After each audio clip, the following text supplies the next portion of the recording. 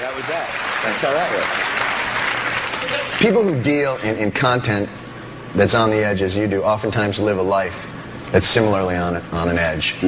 And a lot of those people go off the rails. Yeah. And we lose them and their talent. And you've been able to not do that and been able to pull it back in and... Another luck stroke. You know, you got to have luck in this world. Part of it's your genetic makeup, that's luck. And then what you do with it is also partly genetic, because hard work is genetic. The desire to do hard work, the willingness to work hard and be determined and not be turned aside, that's all genetic too. It can be altered a little and reinforced.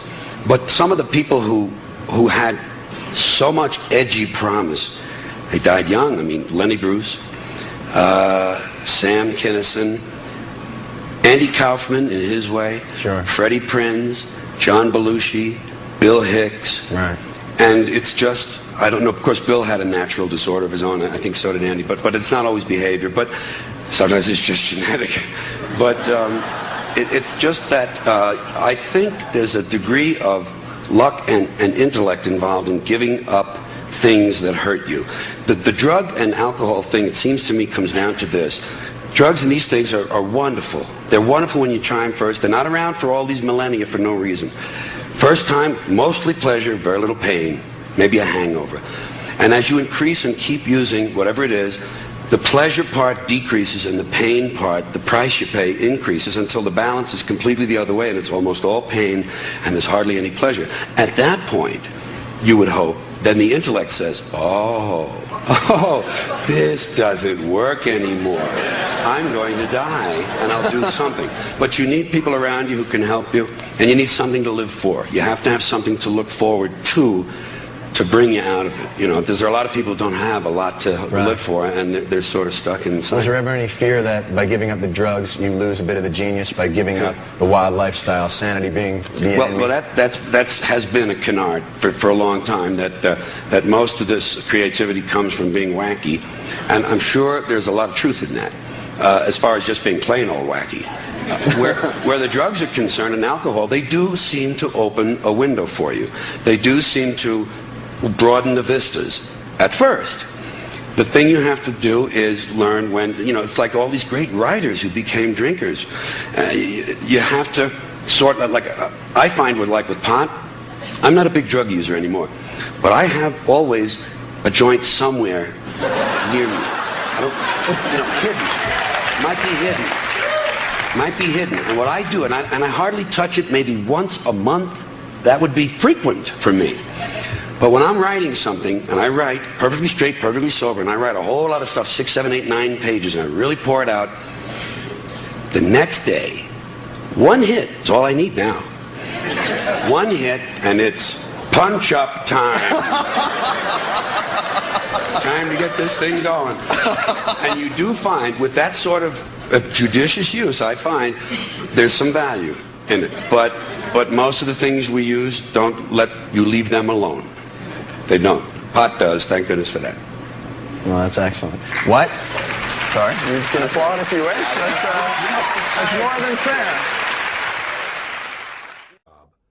And I dreamed a path that was traditional. Comedian, disc jockey, comedian, actor, big success. A mainstream dream. Meanwhile, what I really was an outlaw and a rebel, because I had lived that kind of life. I got kicked out of 3 different schools. I got kicked out of the Air Force. I got kicked out of the choir. I got kicked out of the altar boys. I got kicked out of summer camp. I got kicked out of the Boy Scouts. And I quit school at 9th grade. I had great marks. I was a smart kid, but I didn't care. They weren't teaching what I want. I didn't give a shit. It's important in life if you don't give a shit. It can help you a lot. And I was I was a pot smoker when I was 13. We broke the law. We broke into cars. We broke into offices. We broke into Columbia University. We broke into stores. We did all sorts of unlawful things. And I was that kind of person. I was one who swam against the tide of what is expected and what the establishment wants from us. But I didn't know that about myself because this dream blinded me. This dream was about America, about the path that we all follow, the middle of the road, middle class America, mainstream will dream. And meanwhile, I'm sitting there like this, you know, fuck those people. Fuck that shit. Look at this stupid shit. No, I don't want to be in the bunny number. Can I get out of the bunny number, please? I don't want to put on that fucking uniform. You know, and I didn't know this dissonance was inside me. And in the period this is happening, all through the 60s, the counterculture was forming. The free speech movement started in Berkeley. The hippies were growing into a force. Peace, love, flower power, pot smoking, anti-authority. See, bing, ding, ding, ding, anti-authority.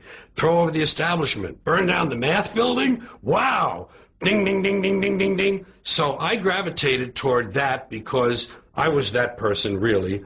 And the people I hung around with were that way. The musicians I knew in the late 50s had gone through that transition. Suddenly they looked different, and their music changed. And I'm listening to people like the Buffalo Springfield. I'm listening to Bob Dylan. I'm listening to these people, and I realize these artists are using their talent to project their feelings and ideas, not just please people.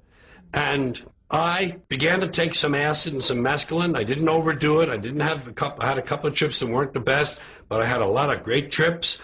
And that is a values-changing drug. Hallucinogens are a value changer. So is marijuana. Like it or not, it changes your values.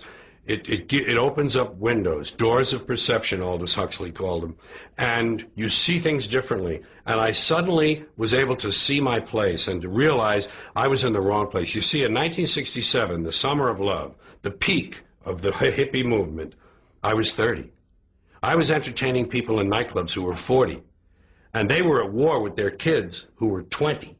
There was a generation war. I was in the middle of it. I was 30, 20, 40. And I said, what the fuck am I doing over here? These are the people that will at least understand me and give me a chance. I was just expanding. I was just expanding naturally. It wasn't forced. I had denied that part of myself, and finally it came into full flower. And I never became a really big success until that.